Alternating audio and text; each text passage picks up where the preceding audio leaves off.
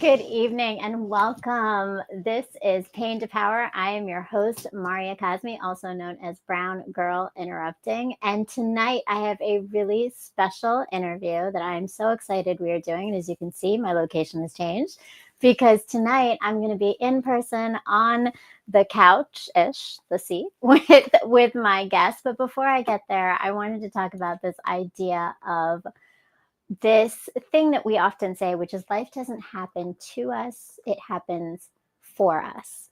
And I think that idea is so important because oftentimes when we're in the middle of spaces of pain and rejection, it's really hard to see the light and the lesson that's coming from those things. And today I'm very excited because the guest that I am introducing, Victorious De Costa, is a filmmaker, a director, he is a producer, he's a songwriter, and a hypnosis coach. And he has taken this idea of learning lessons and created a film called The Exit Interview. And today we're going to be talking about The Exit Interview and the soundtrack. Please welcome Victorious De Costa. Hi. Hello there, TV Land. This is on? TV Land is here. How are you? I'm well. Yourself? I'm wonderful. Nice I'm wonderful. And I'm really excited for this because this is our second interview together. Yes. And the last time we weren't in person. We were not. I was in DC. You were in DC. We were in the same place, but not in the same place. Right. But today we're in New York and in the same place. Right. So thank you. Right place, right time. Right. Yeah. I love that. Thank you. Thank you for doing this with us and sharing your story, which I'm really excited to find out more about. So you are here to talk about the film Exit Interview. Yes. And everything that's come from it. All the things. All the things. All the things. Can we watch? We're going to actually just watch a quick trailer before we start talking about this film of yours. Because I want to go into it, but I'd love for our guests to see. This is a trailer of the film Exit Interview that Victorious has produced and directed. And we're going to take a look and then we're going to talk a little bit about it. Let's do it. All right.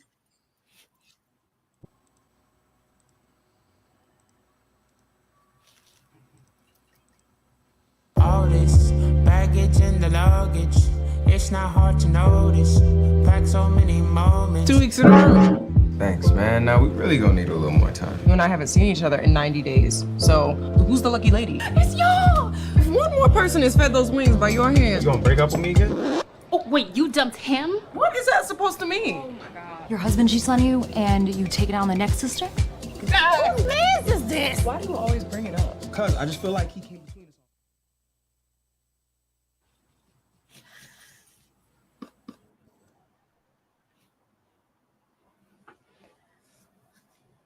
All right, I love it. Okay, so Exit Interview. This Yes. is quite a film. It's amazing, and I can't wait for everybody to watch it. But tell me a little bit about just the film itself.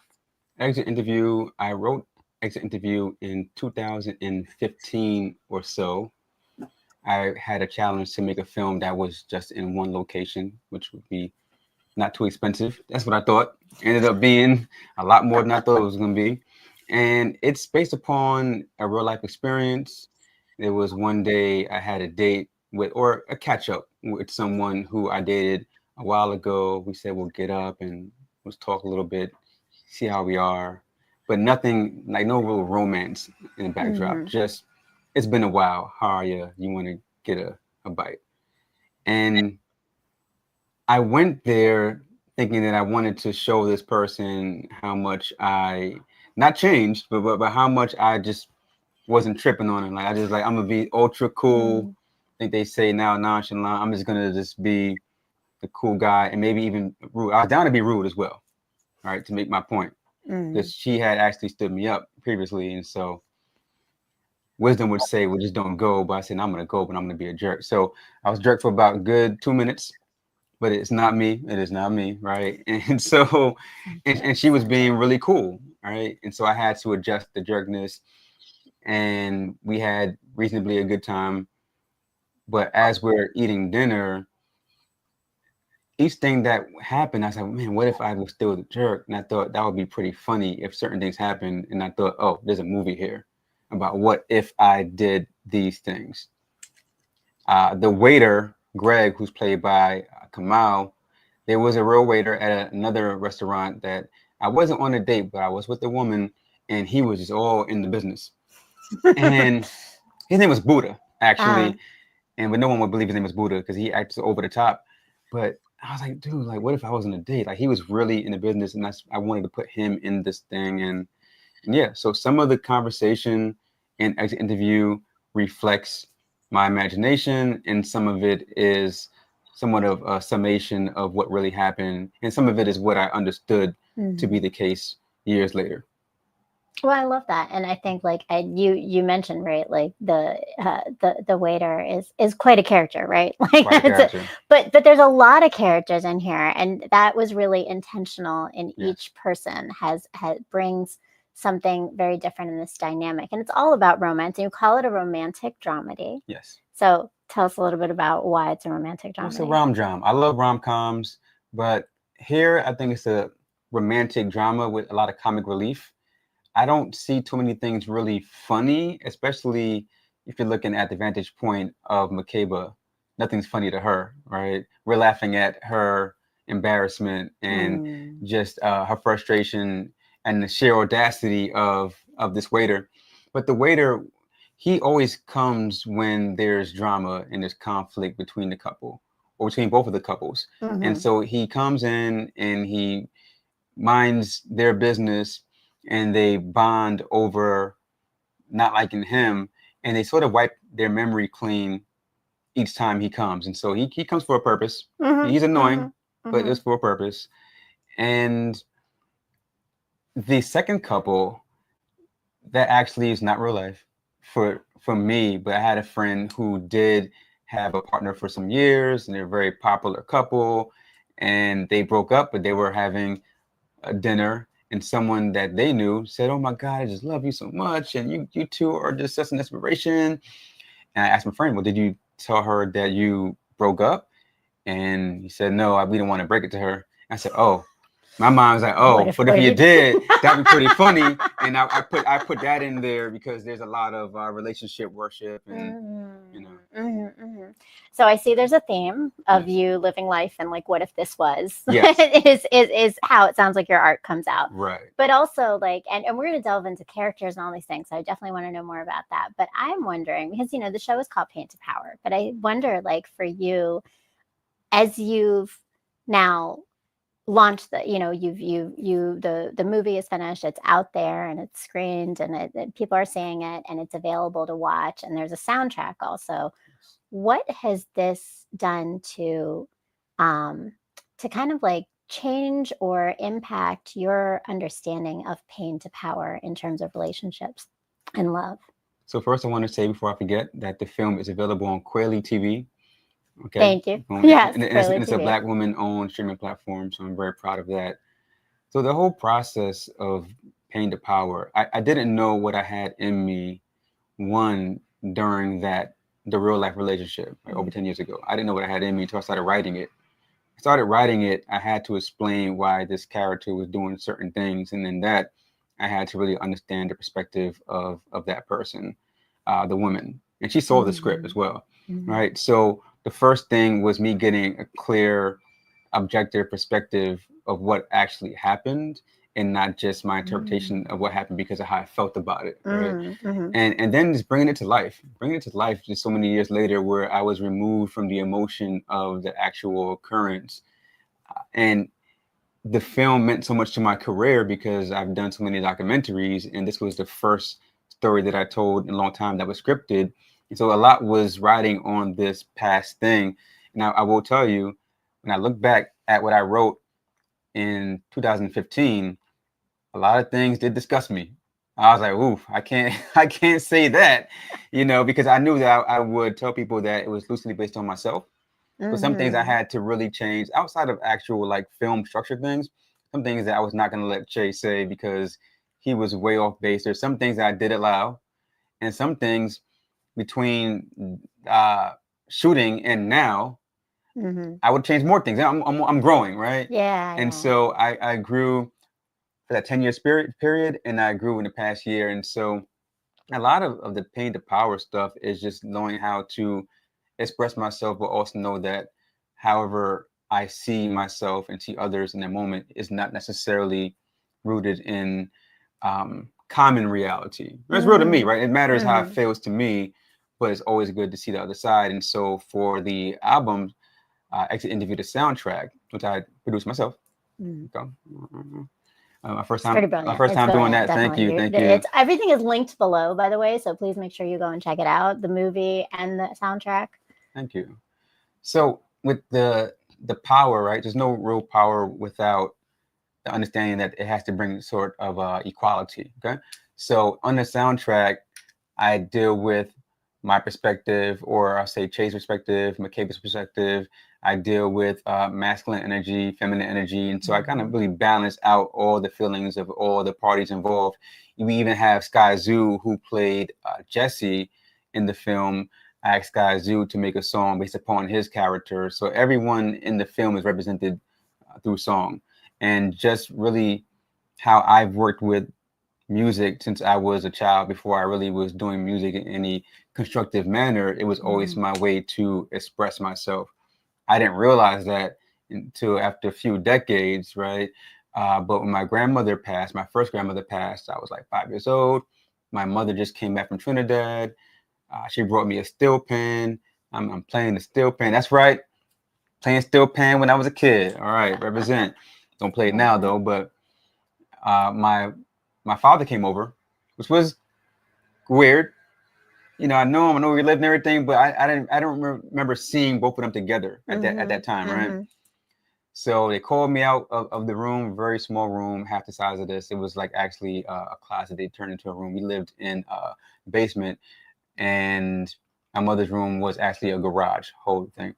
So I walked out the room. They're sad. I'm like, okay, something's wrong here. I'm 5 or so. Something's wrong. Okay, because I don't know why he's even here, but they both look kind of like something's wrong. I ain't do nothing bad, so whatever, right? Yeah. What happened? You know, Gong Gong died, right? And I said, okay. You know, well, I said, who killed her? I'm from the hood. I was like, who killed her? Oh. I mean, that's what, you know. Yeah. We want to ride. We're going to ride, right. Daddy. Okay. You know, so who killed her, right? And she had a heart attack. And what I thought was heart exploded, and I had this vision, blah, blah, blah. Went back into the room, played the steel pen. So the story that my mother would tell up until her last days was I was so strong, right? I was so strong. And yeah, when Gong died, you just said, okay. And you went back and playing your music, and that was it. And we were just so impressed by you.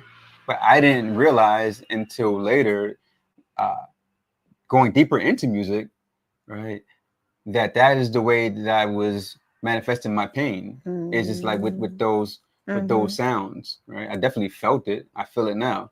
But I didn't realize to me a couple years ago when I play the keyboard, I'm able to do the same thing. So that's my pain to power, you know.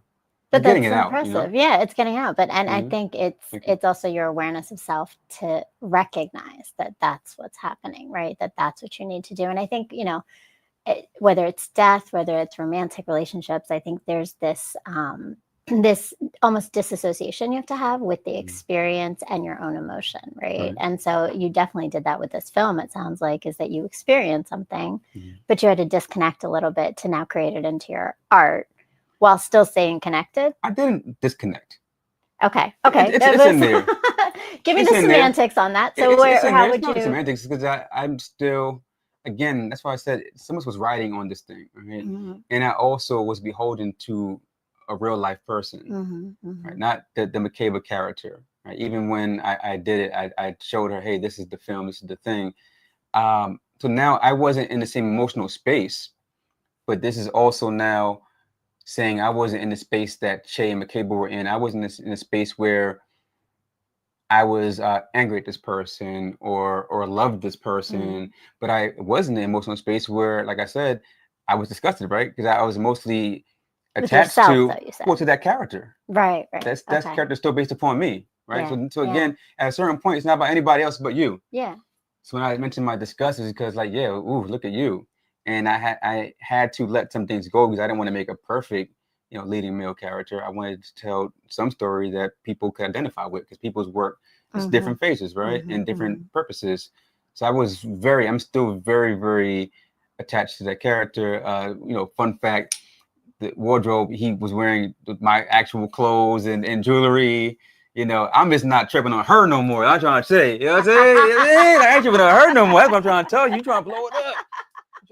No. Yeah. Okay, so but With she no is love there. important in the movie. So let's actually go into that. Okay, so because Makeba has such a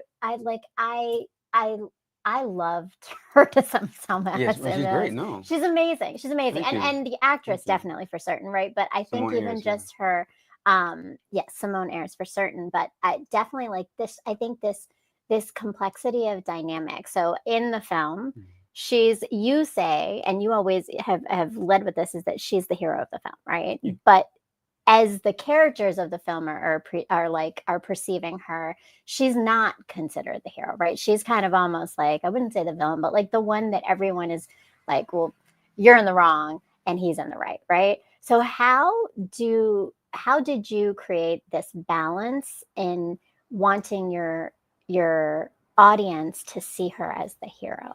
Well, how I see it, Cameron Jones, who played Che, did an amazing job of being a jerk, visibly being a jerk. I would think a person would have to be a monster to not feel sorry for her within the first 2 minutes, where he's just drilling her. And she says first, like, did you invite me here to, you set me up? Like, you invite me here just to get on me? Because I could just leave, right? So there are points where we see that she is defending herself from something that's not right. Right. But she chose to stay. Sometimes we choose to stay sometimes. Here's a little thing. It's like, you gonna do this? And he's like, no, I ain't gonna do that. I'm sorry. And keep on doing it. You know how they do people sometimes? Right. So, because in an exit interview, it is 15 minutes, but it is really just like, it could be someone's lifetime. It could be 10 years. It could be 5 years. It can be a few months, So with that, I wanted to victimize her for the first half. I wanted everybody to get on her, and I wanted to have the audience feel a way about that. However they felt. I felt sorry for her, but however they feel a way about her. Okay. And at a certain point, she just is to capacity, right? After you have the waiter and you have all these people, you have the Dada character just dissing her and telling people not to follow her, because it's a public couple, right? Not to follow her and just like waving a bottle over her head. It's a lot for this person. She just came here to be just to see what's up and to say hello. I thought it was important at the beginning of the film. We see both of them getting ready for the date. I think it's a very important part to watch how they both are getting ready and what type of emotion they both come with. One of them is saging, one of them is Palo Santo, one of them is breathing deep, one of them thinks he's fly, So when she says, hey, I need a break, and he says, I need one too, one thing they're doing, they're calling upon some language that helped them in the past with their relationship. So there wasn't like any, like, where are you going? You're walking away from me? And I need a break, I need one too. That's a deal. They have that deal, right? And then she goes out and she thinks about it, she almost takes her purse, right? Because she's gone. Like, I ain't doing this with you. She's gone. And at the same time, he has time to think about his actions and what he's done, because he did love her, right? And he does know that he was consciously doing this thing, but now she's gone, right? And now he's all alone drinking this wine, and as some people do. And she comes back, and there's this standing up for herself. It's like, hey, look, you did this to me.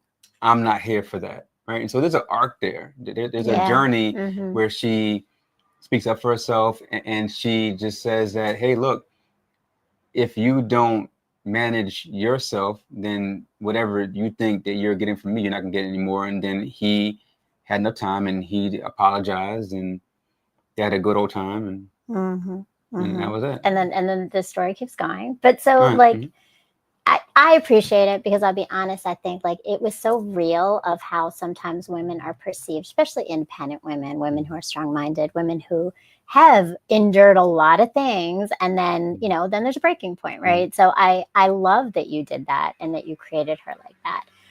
What's really interesting, and I was wondering about, is that it seems like almost like this alignment to life and relationships, is that they would have these moments where they would be like in this smooth, like when she came back in, right? And they had this smooth, like it was starting to like flow. There was a flow. There was like we're in the space, like we get each other, we're joking, we're light. And then someone else would come and it would change the dynamic right away, right? It almost to me felt like that common feeling of sometimes in romantic relationships where there are always barriers and challenges that are external at times that impact. Did you intentionally want to create almost that like that positioning of like that symbolic idea of barriers that keep putting these problems when they're starting to get the flow? Not barriers, but you're close. I would say influencers. So these two were influencer couple in the film. And there are people that, if they weren't careful, could influence how their night would go. We all have our stasis, right? We all have our, let's say in comedy, you have the straight person where they're just like serious and doing what we would call normal things, whatever normal means. And you have these oddball characters that come and interrupt what's going on. And it's all about, well, how do our main couple or our main characters, how do they respond to what's going on? And therein is the comedy, kind of like that push and pull. So yeah, I would say yes, there was an intention for me to put all these people around them to see how they would respond. Yeah. And that realness comes out, right? Because I think that's where you see, right, where his concerns of the things that he didn't stand up for her, right? Like that was her first feeling, is that he didn't stand up for her, he didn't speak up for her, and she is getting more and more triggered by all these things, right? Of all these connections of, you know, being assumed to be another woman first, right? And then people making comments like that was like, I have to say, like, Victorious, I love like how your timing of everything was perfect. Like it was like it would be a flow, and then it would be this kind of like, whoa, what happened just now, right? And it just shifted the whole dynamic of the energy in the film, right? And in 15 minutes, you go through these huge ups and downs as a viewer. That really in 15 minutes was impressive. Thank you. I have to say, right? Like that was cool. The actors did their thing. The crew did their thing. Yes. I'm just shout out to everyone. And it was a brilliantly done film in that way. But you started to talk about this idea of closure, and I think, you know, in talking again about pain to power and the idea of relationships and closure, and this is called Exit Interview. What is your perspective, or I'm first asking you, what is your perspective as a filmmaker in this film in terms of this idea of closure and how it was to be captured in this? But what's also your personal idea, like, and perspective that came into your understanding of what you believe closure is meant to be? In my synopsis for the film, the word closure is preceded by the word myth. So I say that they come together and they search for the myth that we call closure. So obviously, yes, you can get closure. Right? They give me so many different things.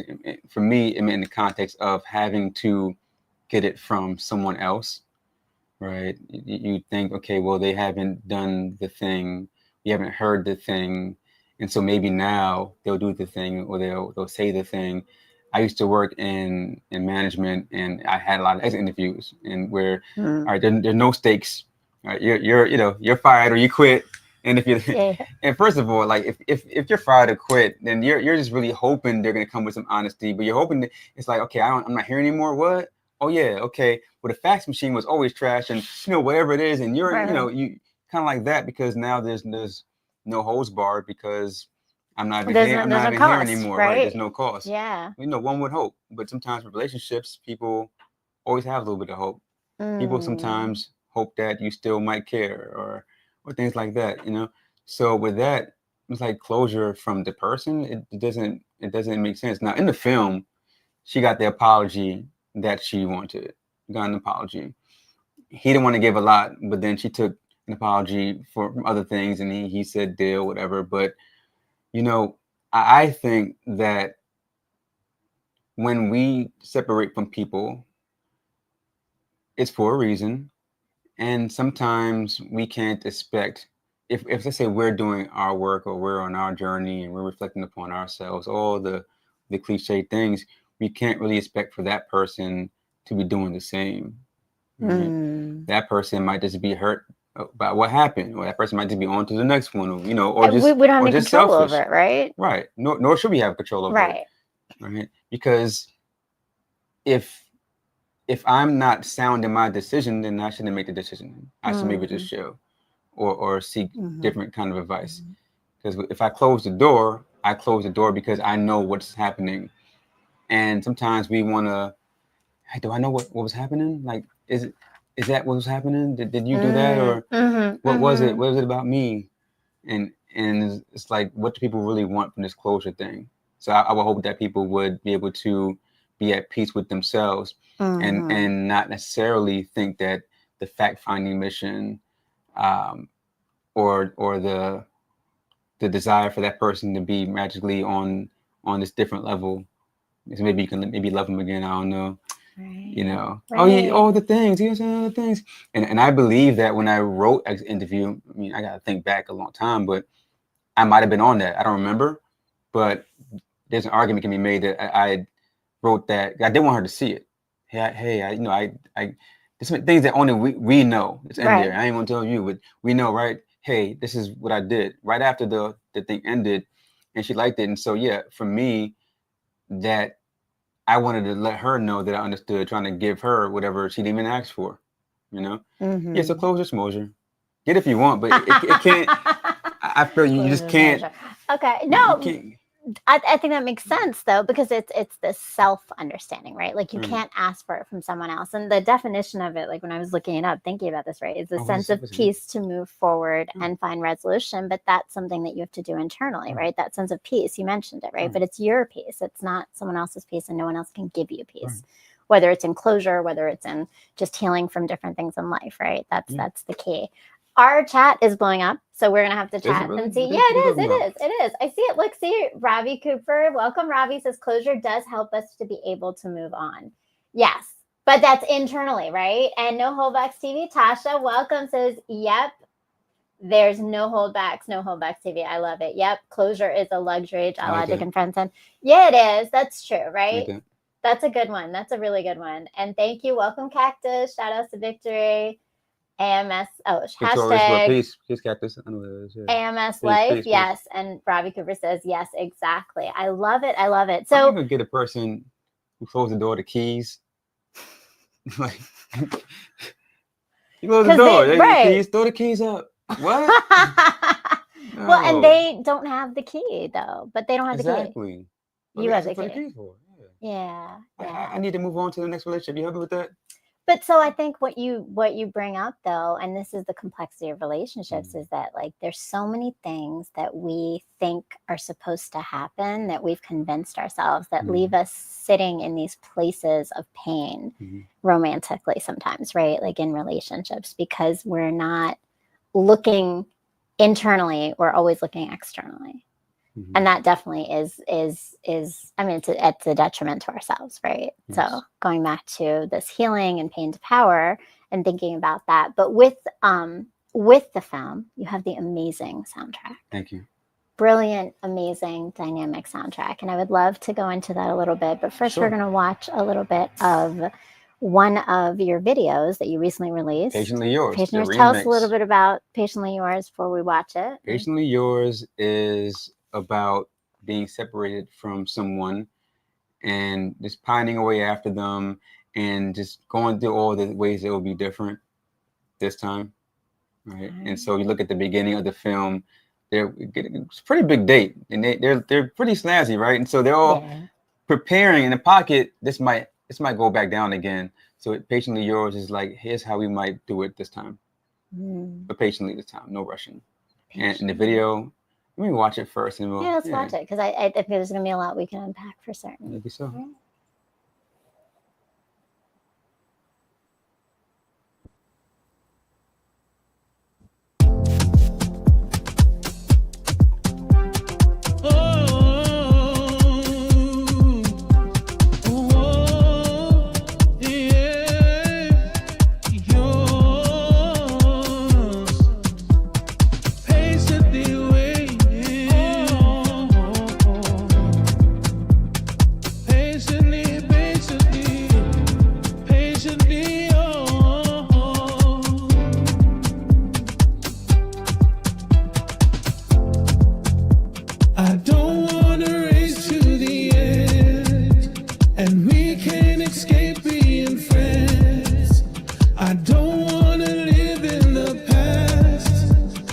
just want this feeling too.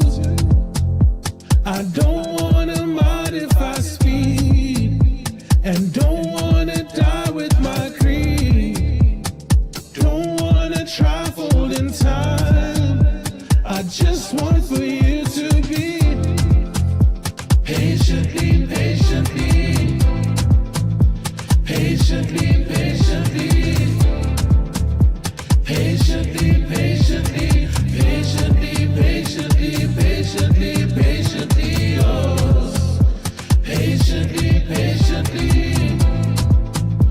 patiently, patiently, patiently, patiently, patiently, patiently, patiently, patiently, yours. I won't let you know where I've been, and won't say goodbye till you grin. Let's just go out on a limb. I won't let anxiety, I won't make mountains out of hills. I'll just let you know how I feel. Forever sounds good or until. This time I will keep it up. Patiently, patiently, patiently, patiently, patiently, patiently, patiently, patiently, patiently, patiently, yours. Patiently, patiently, patiently, patiently, patiently, patiently, patiently, patiently, patiently, patiently, yours. Patiently yours. Whoa, yeah, yours. Patiently waiting. Oh,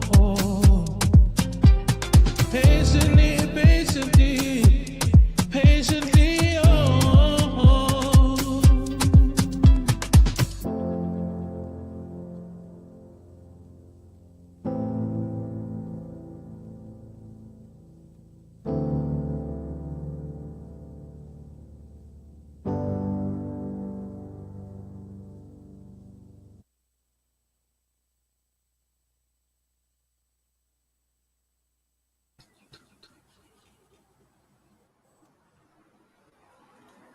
Wow.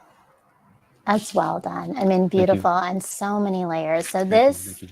has a lot to it. It's a lot in there. Let's start with there's a myth to the location itself. Talk me about like the location, the beach itself, and the story behind that. So the video, what happened 100 years ago, 200 years ago. So they say there was a couple, a man and a woman, on that same beach, and there was an accident, and the woman, she got pulled away by the current and she drowned. He went in after her, but he suffered the same fate. He couldn't save her. And legend says she turned into a mermaid. Right? And so what they said is that anyone that goes to that beach, any couple, they are possessed by the energy of that original couple. So the couple that you see on the beach with the locks and the afro, and sometimes a person might think they knew someone before, or we just can't explain why we're so close, whatever it is. And they find that they are inhabited by some energy they don't understand. And so you see throughout there's a little of that going on between the mermaid and the person underneath the water trying to. So it's a painful experience you have. It's like an angst, right? Sometimes those butterflies can feel good and they feel bad and they feel good. Even though it feels bad, it's good because you know it's good, and it's bad, you know it's bad. It's the same feeling though. The same feeling, same butterflies. They ain't doing nothing special. And so you have the younger couple doing the dance. Modern times, there's like many times with mythological or cultural or religious things from the past, there's dances that are demonstrative of that thing. And so if you look at it, you see the dances sometimes mimic the movement of the couple on the beach. If you want to watch it, watch it again at home, y'all. They're doing the same movement, and so they're telling the story of what happened from the first passing of the couple to the fact that you go to this place and this happens. They're telling that whole story. That's what it is. That's beautiful. That's beautiful. And the way it's captured is like just all the layers and the visuals. It's great. Amazing. So the song itself, which you wrote, Patiently Yours. There's a lot of lines in there. There's a lot of lines to unpack. I think for me, the one that kept resonating is I don't want to race to the end. That's like the first line. Something. Yeah. Yeah. It's about taking time. It's about taking your time. About not necessarily, you can see the finish line. You can be intentional. We should all be intentional about why we're spending our time and our energy, but you don't have to race to get there just because you want to be there or you feel like it might be there, or maybe you owe the person to take that journey with them, or vice versa. Yeah, I don't want to race to the end. And it's based upon the idea that the first time this particular couple did race. And so again, it's like this time, I'm not going to race. Yeah. Be patient. Yeah, I'm gonna be patient this time. Right. So, and now you and I have been talking about just off camera, right? Yes. This idea of a lot of songs give you toxic and damaging relationship advice to some extent, right? Yes. Tell me how Patiently Yours is a healthy love in your mind. In my mind, Patiently Yours it's really from the vantage point of someone who now understands what they did. There's a whole lot of I and me in that song. What I won't do, what I will do, what I won't do. There's no you. There's no baby, will you this time, or baby, will you love me? Will you know my worth? Have you talked about the song, right? Yeah. There's like, I don't want to waste the time. I won't tell you where I've been. I don't want to die with my greed. So it's a lot of I statements. I think really when we talk about past relationships, this is what I do. I don't really have time to be like talking down about anybody. I don't care what they did. It's gonna be me. Like if any of my exes around town talking pure rubbish about me, that's fine. I'm not. That's not what I'm doing. And everybody knows that. I ain't gonna do that. Exes, former friends, whatever. I don't feel the need to. It's all about me. Right? What did I learn from this particular thing? That tells me about why did I go through it, and also why did I feel so bad when I went through it, and why does it keep on happening. So at this point, like the film, when she walked out and got her own closure by herself and came back in, hey, I can play now because now I'm not putting all this on the external person. It's not all on you anymore. And here's how I'm going to show up for you. And it's not even like a will you, right? If I do this, will you do this? There's no negotiation there. It's just, hey, and I'll wait. I'll wait patiently. Patiently yours. And so that's what that. But there's ownership, right? There's a lot of that like internal like self-awareness, like this is me, this is what I've done, but yet at the same time, and I think this is what I walked away feeling watching the film and listening to the songs itself is, but yet I still hold love for you. Like I still hold love for you, even though I know I've made errors, and I still hold love for you, even though I know you've hurt me, right? Like there's just this, again, I think going back to like that idea of the couples, energy coming into the couple on the beach, right? There's some connections are just stronger beyond the challenges, right? And let me say, love is not conditional, right? And so if it was love, then it is love. Might not be the same expression, but there's no conditions on the love, or else everybody was either foolish or lying, about the thing. Yeah. And love also is the highest level of understanding, right? And under understanding, it's compassion, it's empathy, but it's also seeing things for what they are, not what they appear to be. And so there's no room for anything but understanding when it comes to love, even if the relationship is over, and then that helps, at least it helps me turn pain into power, that understanding. I love that, and I think it goes back to the idea that we opened up with is this idea is that life is happening for us, right? What is that lesson that we're taking out from love, even, right? Even if it's just learning about your own self in how you love and maybe how you don't need to love and how, right? Like all those things. But the soundtrack is very purposeful and intentional, and also a very personal connection for you. Tell us about just the arc of the soundtrack and like how it tells the story for you about love. So the soundtrack, there are 10 songs on it. And again, I want to shout out just who's on the soundtrack. Please do. There's So a lot starting of brilliant artists. Right. Starting with our leading lady, Simone Ayers. She has a couple of songs on there. You have Sky Zoo who played Jesse. He has a song on there. And then you have rapper Pooh from legendary group Little Brother has a song there. Brother named Nathan Blur from South Africa has a couple songs. And then Kamau, who was the first song and the opening theme, he is Greg the Waiter. He has Danger, right? And Danger is successful and happy about that. And the arc of the project, it just goes from both perspectives, right? Masculine and feminine, Makeba, Che, Jesse, Dada. And it goes from wondering if something's going on in a relationship, wondering if you feel what you think you feel as far as a decay. Is there a problem here? Sometimes people just think, am I delusional in either direction here? So it goes to that, and then it goes to, okay, well, I guess this is over, and I'll still hold, I'll still break for you, right? And then it goes into acceptance, right? Acceptance, and I think the song that Simone did, This Might Be My Cry, I think that right there is a powerful song. It's not wasting any tears, or excuse me, I would say, I'm gonna strike that whole thing about tears. The tears are not wasted, right? No. But in this song, what you're saying is that her tears are not coming from the eyes. Right? There's more than one way to purge. There's more so this song is a purge for her. And well, I love that line. She says, "I don't have time to cry." Yeah, I'd rather be high. But yes, I don't have the time to cry. I remember when I wrote that. Yeah.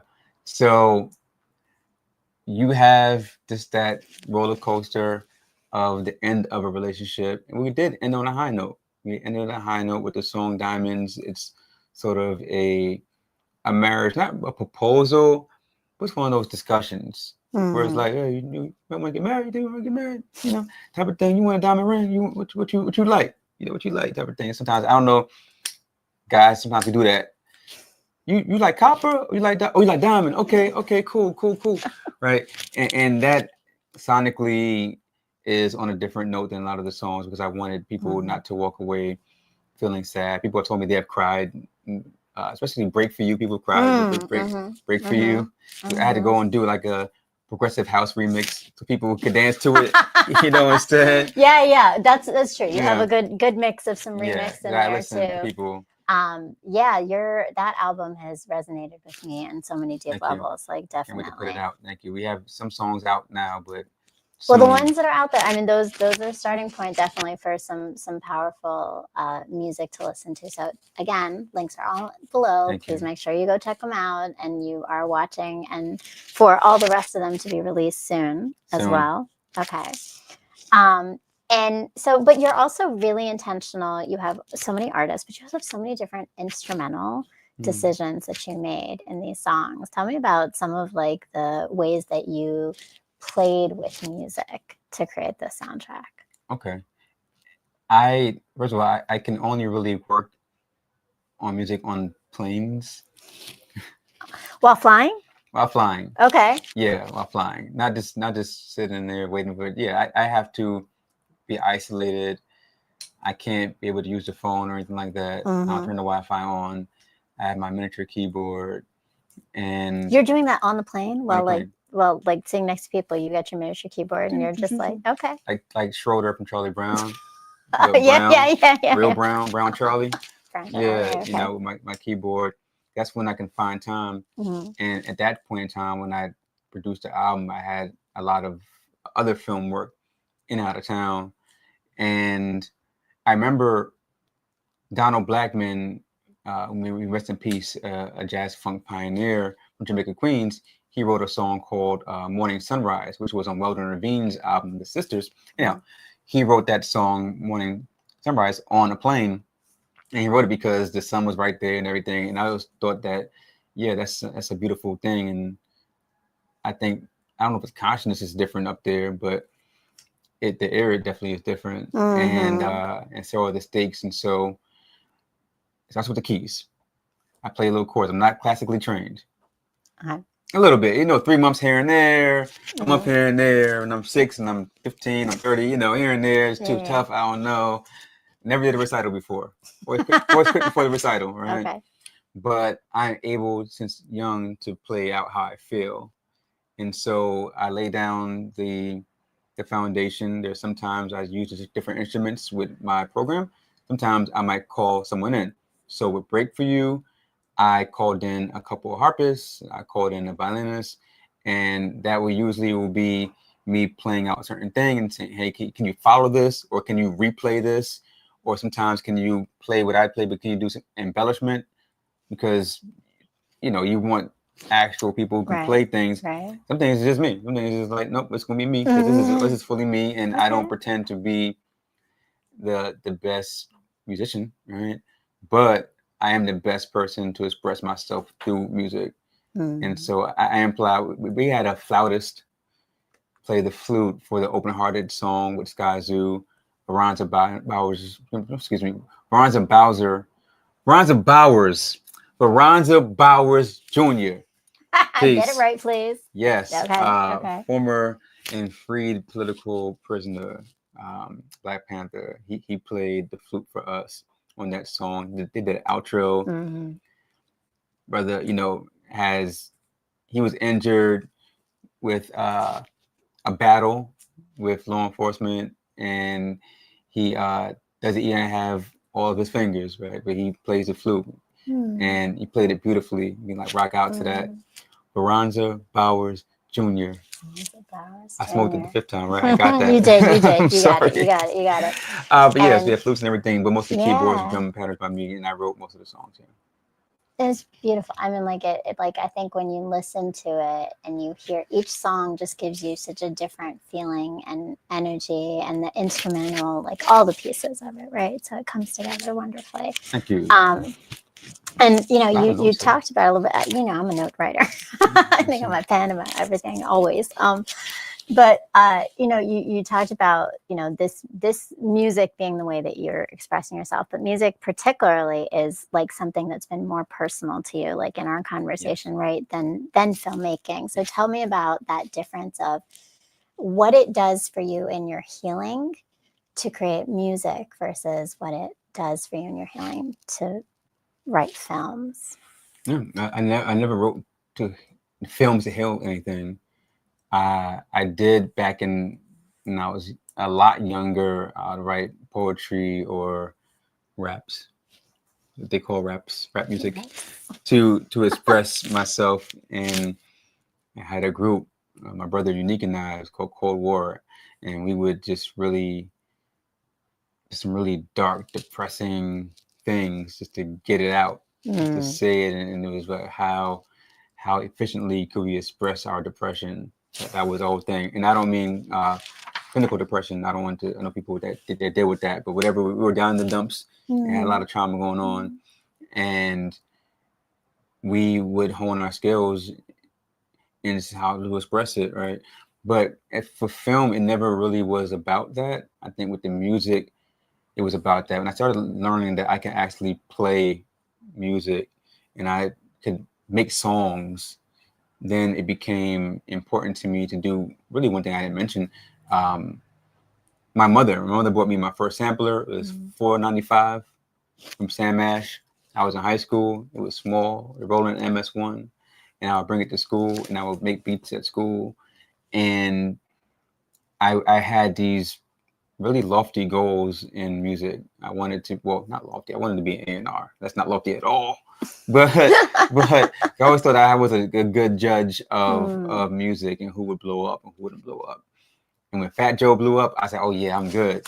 This was '92 anyway. So with that, I stopped doing music. I used to DJ since I was a kid. I was DJing. I stopped when my father died. I stopped DJing and got into film. And my mother and I had a discussion where she called out, like, "Yeah, you didn't do anything with the music. Like, she didn't say this, but she was like, wasted talent. Like, you nothing. You know nothing with the music. And this was in the convo where I was telling her that I will be okay. And look, we're in Hollywood right now. Literally, we were in Hollywood. We're about to watch my film. I'll be fine. And she just brought that up. Like, there's a part of you that you're not really expressing.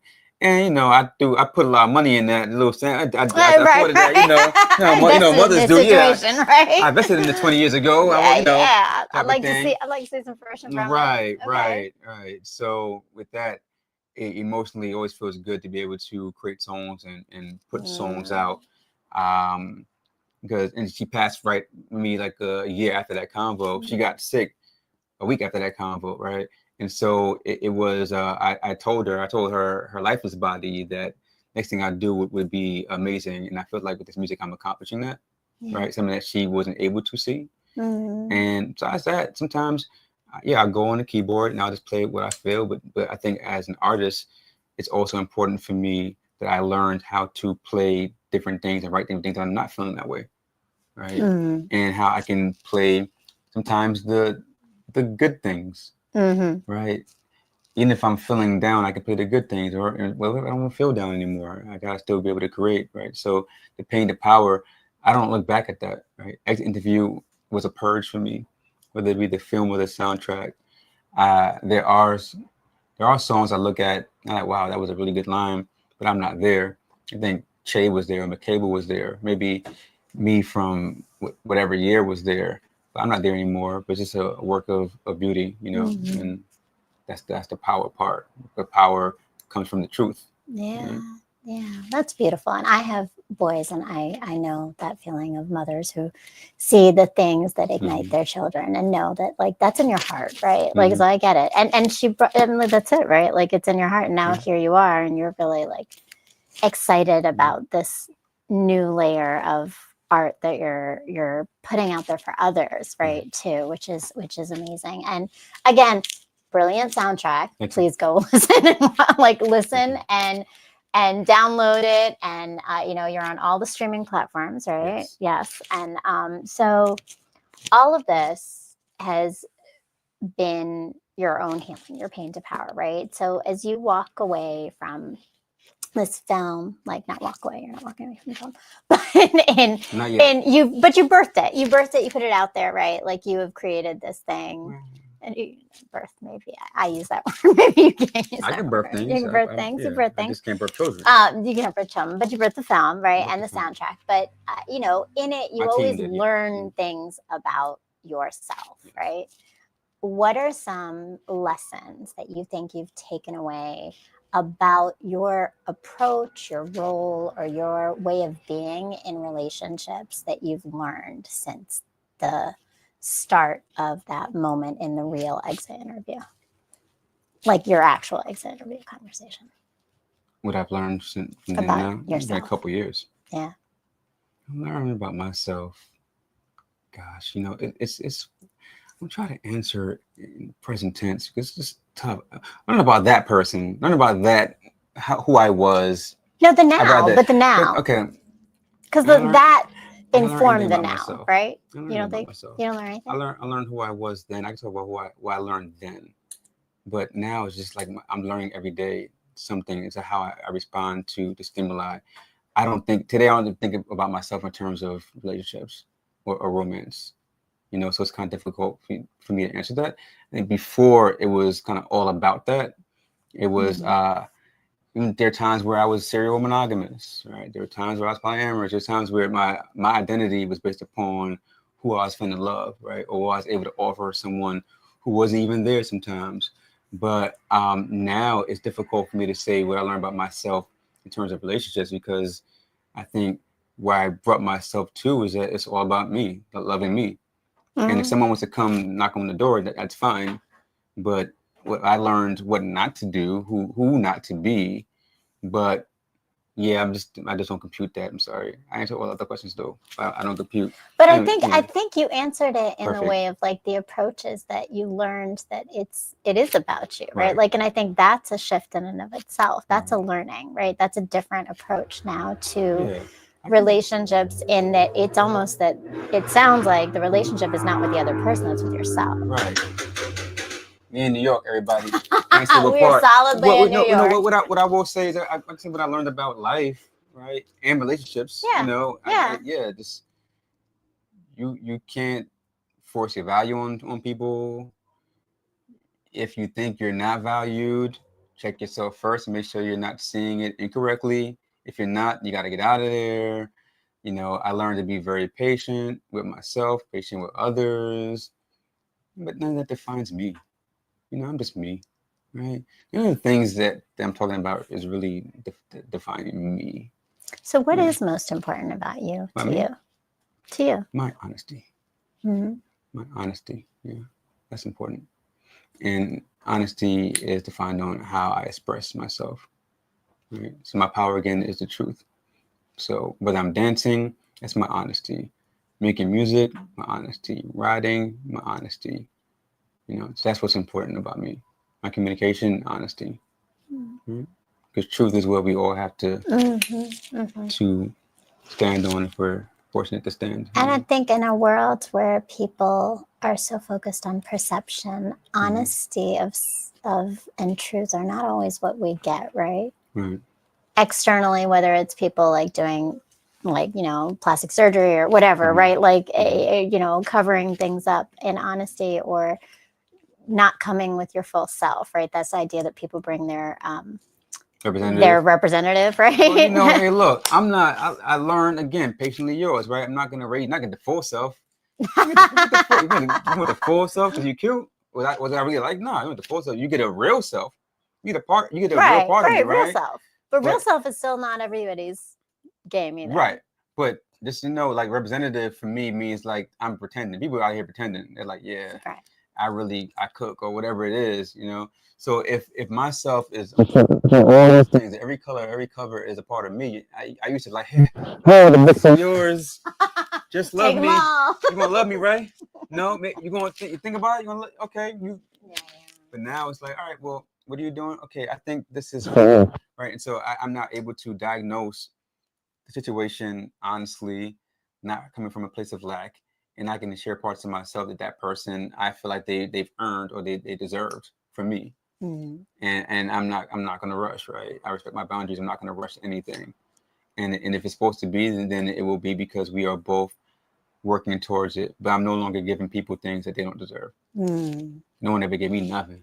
Please say that louder. I'm no longer giving things to people they don't deserve. Yeah. And I'm not gonna take, and those of y'all who take, I'm not gonna take anything that I ain't right, because it goes both ways. Don't be taking anything.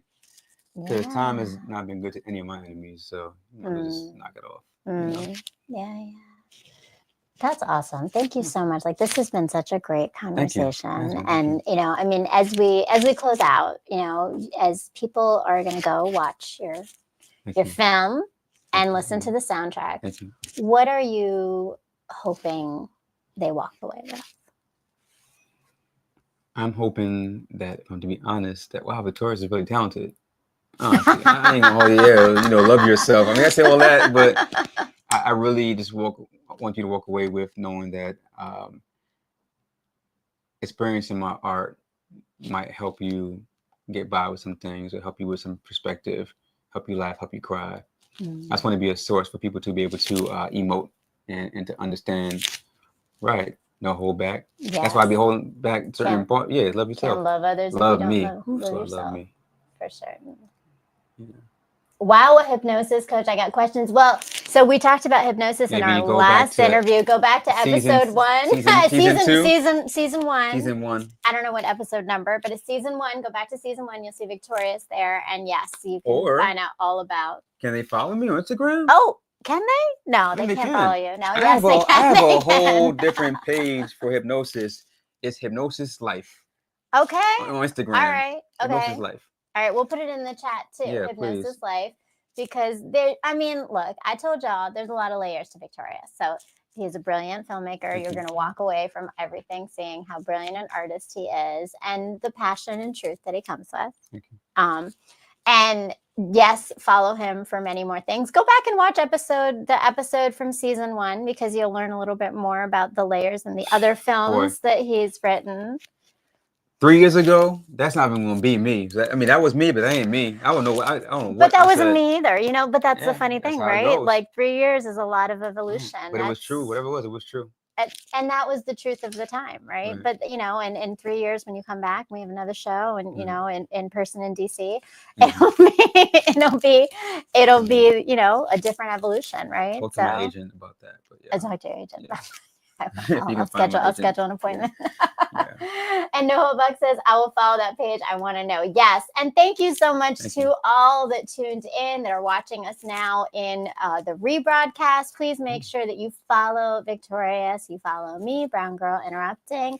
You are subscribed to the YouTube channel, and check us out on the Roku TV if you go to the I Rant channel, and there is BGI channel, and you can see old episodes of Pain to Power as well. And you'll see Victorious on there, I think, from episode 1, right? So you can check them out 24 hours. You keep saying that same episode. Episode 1? It's not episode 1. Do I keep saying that? It's season 1. It's season 1 is not Just episode watch the 1. whole. Just watch all 5 seasons. Just binge watch it. all 5 Y'all seasons. binge Netflix. Thank You you. binge. You could tell Paradise? us what should we binge. do? Binge Pain to Power. That's Binge what you it. should do. Thank you. And thank you to everyone in the chat, for the iRant family that always pulls up, and to, of course, my amazing producer and good friend of Victorious as well, is Ja Logic. Peace. Mr. M, peace to him, and to just everyone. Have an amazing night, and keep remembering that life is happening for you, and everything is a lesson that we can heal and learn from. Thanks again, Victorious. Thank you. Peace. Peace.